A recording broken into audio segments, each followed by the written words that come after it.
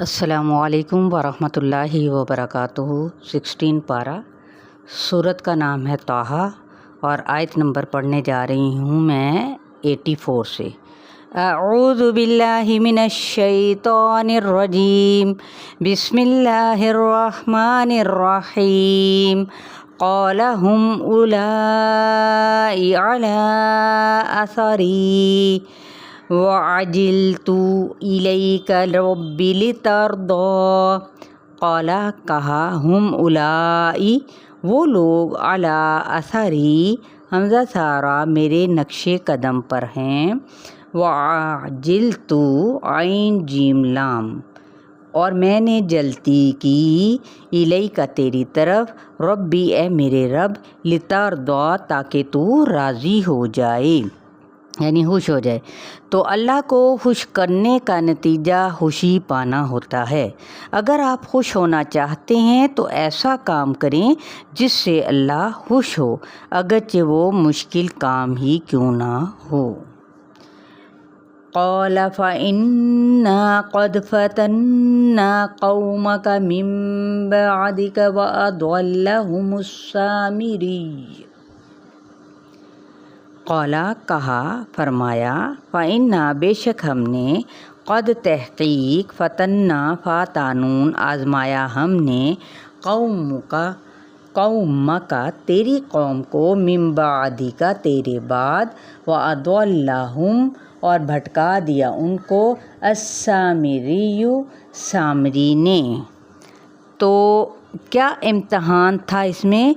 ان میں فرعون کے بعد ایک اور لیڈر پیدا ہو گیا تھا اور وہ تھا سامری، بنی اسرائیل میں سے، جس نے اپنی قوم کے لیے ایک بچڑا بنا کر پیش کیا اور کہا کہ یہ تمہارا الہ ہے۔ فرجع موسیٰ إِلَىٰ قَوْمِهِ غَضْبَانَ أَسِفًا قال يا قوم ألم يعدكم ربكم وعدا حسنا أفطال عليكم العهد أم أردتم أن يحل عليكم غضب من ربكم فأخلفتم موعدي۔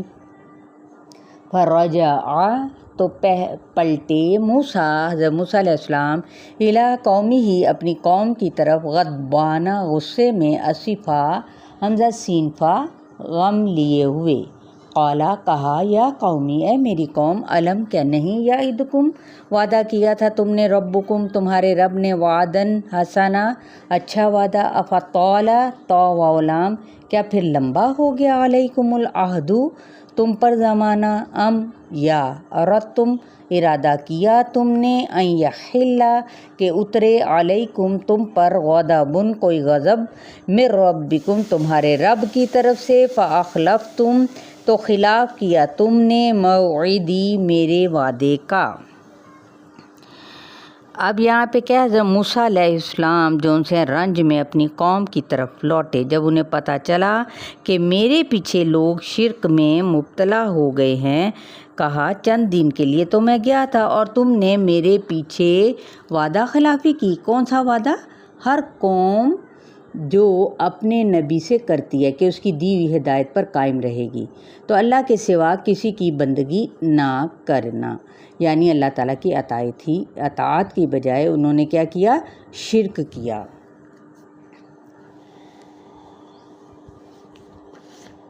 قالوا ما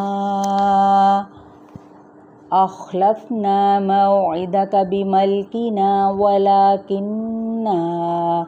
ولكننا حملنا أوزارا من زينة القوم فقذفناها فكذلك ألقى السامري۔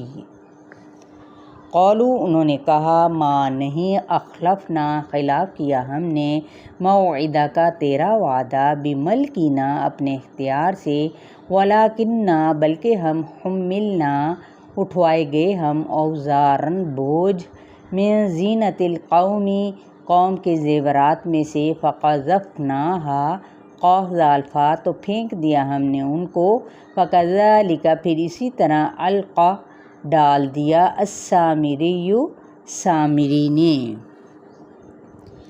روایات میں آتا ہے، یعنی پہلے کیا تھا کہ ہم نے اپنی مرضی سے نہیں کیا، یہ اضطراری غلطی تھی جو ہمیں مجبور کر دیا گیا تھا۔ تو روایات میں کیا آتا ہے کہ جب بنی اسرائیل کی عورتیں مصر سے نکل رہی تھیں تو انہوں نے اپنے ساتھ زیور اٹھا لیے تھے، کیونکہ وہ صحرا میں تھے اور سنبھالنے کی کوئی جگہ نہ تھی، اور اٹھائے اٹھائے وہ تھک چکی تھیں۔ تو آپ دیکھیں کہ جب قوموں میں زوال آتا ہے تو انہیں اپنی آخرت کی فکر کی بجائے دنیاوی سامان جمع کرنے میں لگ جاتی ہیں، لیکن وہ جیولری بوجھ بن گئی۔ جو ہی موسیٰ علیہ السلام کوہ طور گئے تو پیچھے سامری جو بت ساز تھا اس نے سب کو جھانسا دیا، زیورات اکٹھے کرو ہم الہ بناتے ہیں۔ فقذفناہا یعنی ہر زمانے کے سامری اسی طرح لوگوں کو بیوقوف بناتے ہیں۔ فَأَخْرَجَ لَهُمْ عِجْلًا جَسَدًا لَهُ خُوَارٌ فَقَالُوا هَذَا إِلَٰهُكُمْ وَإِلَٰهُ مُوسَىٰ فَنَسِيَ۔ فَأَخْرَجَ تو اس نے نکالا، لَهُمْ ان کے لیے، عِجْلًا ایک بچھڑا، جَسَدًا مجسم، لَهُ خُوَارٌ خا واو را اس کے لیے گائے کی آواز سی، فقالوا تو انہوں نے کہا، ھذا یہ، الہکم تمہارا الہ ہے، و الہ موسیٰ اور موسیٰ علیہ السلام کا الہ بھی، فنسیہ نون سین یا تو وہ بھول گیا۔ یعنی ایک اور رائے کہ انہوں نے فرعونیہ سے آرائتن لیے تھے کہ یہ تو ہمارے نہیں ہیں، جیسے وہ ڈسپوز آف کرنا چاہتے تھے جسے، تو لیکن حقیقت تو اللہ ہی جانتا ہے۔ ایک طرف تو بت ساز اور دوسری طرف وہ الفاظ کی مہارت بھی جانتا تھا، اس کی باتوں میں آگے۔ آپ دیکھیں کہ ہمارے ہاں بھی ایسی خبریں اخبار میں آتی ہیں کہ آنکھوں میں دھول جھونک کر زیورات لے اڑے، بلکہ ریلز آئے دن آئی رہتی ہیں۔ تو یہ انسان کی بہت بڑی کمزوری ہے کہ وہ ہمیشہ سے ظاہر پرست رہا ہے، اور جو انوکھی ہو اس کو خدا مان لیا جائے، اور کہا کہ تمہارا الہ ہے، اور موسیٰ کو تو وہ بھول گیا ہے۔ افلا يرون الا يرجع اليهم قولا ولا يملك لهم ضرا ولا نفعا۔ افلا کیا پھر نہیں، یرون وہ دیکھتے، اللہ بے شک نہیں، یرجع وہ لوٹاتا، الیہم ان کی طرف، قولاً بات کو، ولا اور نہیں، یملک اختیار رکھتا، لہم ان کے لیے، ضرًا کسی نقصان کا، ولا نفعا اور نہ ہی کسی نفع کا۔ تو یعنی ایک ہی بچھڑا، ٹھیک ہے، اور وہ کیا کر رہے تھے کہ آزمائش کس لیے؟